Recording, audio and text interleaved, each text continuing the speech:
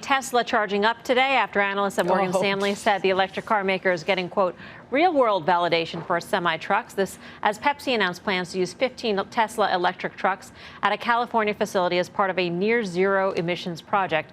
Morgan Stanley says these large real-deal customers with sophisticated supply chains are a huge milestone for Tesla. So is the electric semi gaining speed, Karen?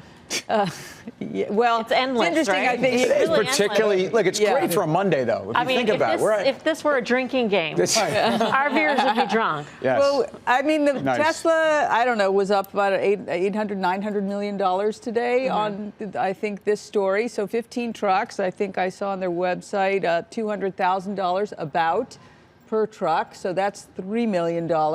So that's a good bang for your buck for the stock to sell $3 million, to have an order for $3 million worth of trucks.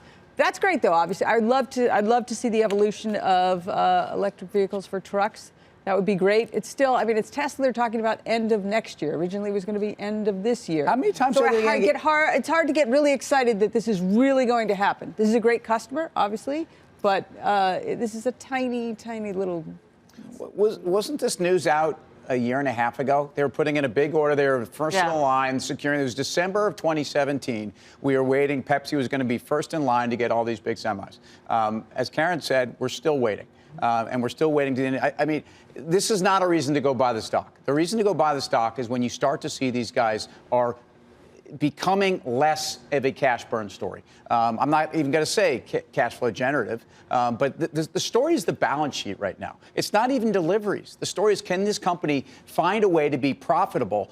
Because I don't think capital markets are wide open to them. It is the balance sheet. It's also the short interest is still hovering somewhere around 30%, just a shade underneath that. But when you look at it on a stock chart, it's trying to build a base. I would not own Tesla.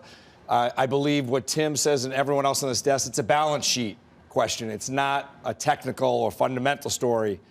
The fundamentals are not there yet. You have to look at the technicals. I mean, it is trying to build the base, but the key word is trying, right? Yeah. It's very early in that process, and more often than not, unless you've really completed it, which is the time to go, it ends up being very disappointing. Right.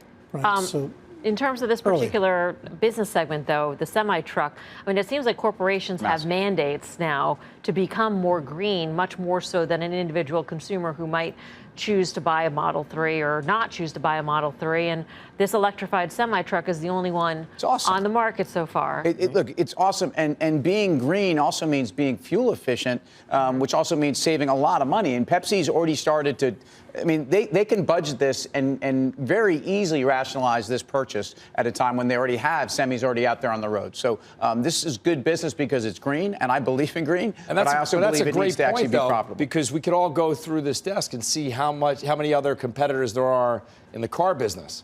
But you can't do it in this business. So for them to start getting these orders with zero competition, if they could start building some sort of a tailwind in that segment of the economy, that starts to change the narrative. But the competition will come. Tesla. It will come. And at $42 billion market cap, how much of all of this is priced in? Or maybe it should be $22 billion market cap. Yeah, but it's different, though, with this, because there's contracts.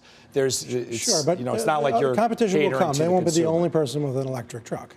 Sure, no, but if they're first there, there's a different, you have to go out and shake hands with the Fortune 500 companies. It's a lot different than trying to earn the trust of the person that's just strolling by trying to buy a car because he's 50 or 40 or for his daughter, his first car, her first car.